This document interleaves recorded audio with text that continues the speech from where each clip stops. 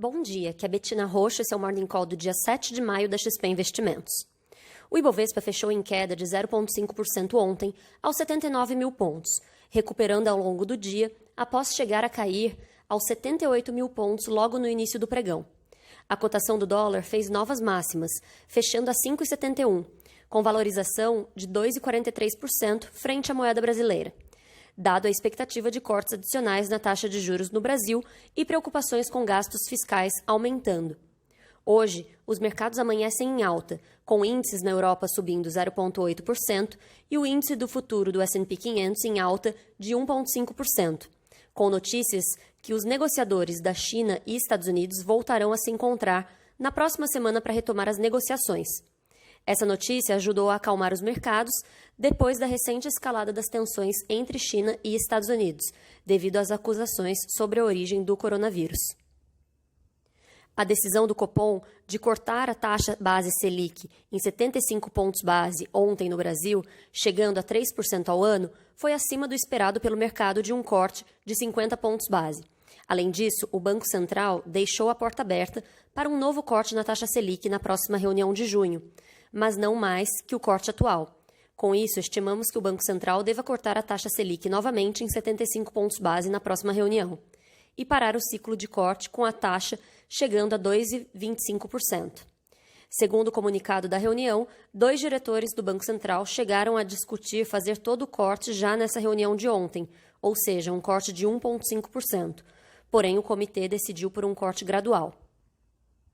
Para a Bolsa, cortes de juros da Selic devem seguir suportando investimentos em renda variável. Hoje, o estoque de todos os títulos de renda fixa no Brasil é de quase 7 trilhões de reais, incluindo quase 900 bilhões de reais investidos na poupança. Já o rendimento dos dividendos do Ibovespa se encontra projetado em 4,5%, acima da Selic em 3%. Porém, a curva de juros futuros é até mais relevante para as empresas do que os juros de curto prazo. Dado o cenário de aversão a risco, os juros futuros de longo prazo já subiram acima de 7% ao ano.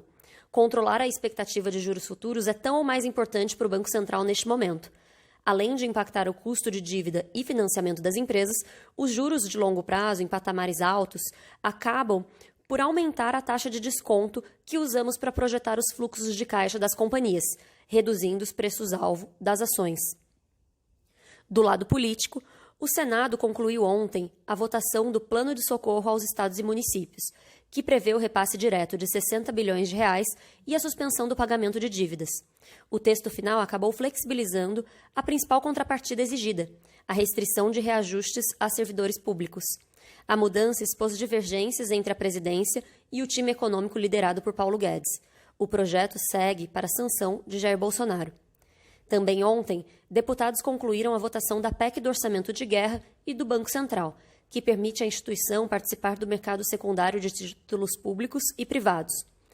O Congresso faz sessão de promulgação às 3 horas da tarde. Além disso, jornais noticiam as primeiras nomeações feitas por Bolsonaro para que indicados pelos partidos do conhecido Centrão ocupem cargos em seu governo.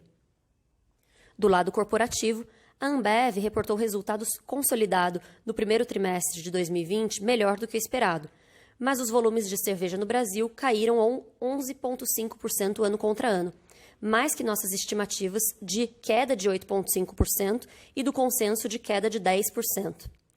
Segundo a Ambev, o impacto total da pandemia do coronavírus nos resultados futuros permanece muito incerto, mas o impacto nos resultados do segundo trimestre será substancialmente pior do que no primeiro trimestre. Em abril, os volumes consolidados caíram 27%.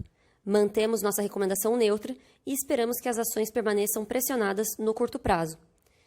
A AES Tietê divulgou fortes resultados no primeiro trimestre de 2020, com EBITDA ajustado acima das nossas expectativas e uma distribuição de 118% do lucro como dividendos. Esperamos uma reação positiva e mantemos recomendação de compra. Com isso, ficamos por aqui. Bom dia a todos. Bom dia, aqui é Betina Rocha, esse é o Morning Call do dia 7 de maio da XP Investimentos. O Ibovespa fechou em queda de 0,5% ontem, aos 79 mil pontos, recuperando ao longo do dia, após chegar a cair aos 78 mil pontos logo no início do pregão. A cotação do dólar fez novas máximas, fechando a 5,71, com valorização de 2,43% frente à moeda brasileira, dado a expectativa de cortes adicionais na taxa de juros no Brasil e preocupações com gastos fiscais aumentando. Hoje, os mercados amanhecem em alta, com índices na Europa subindo 0,8% e o índice do futuro do S&P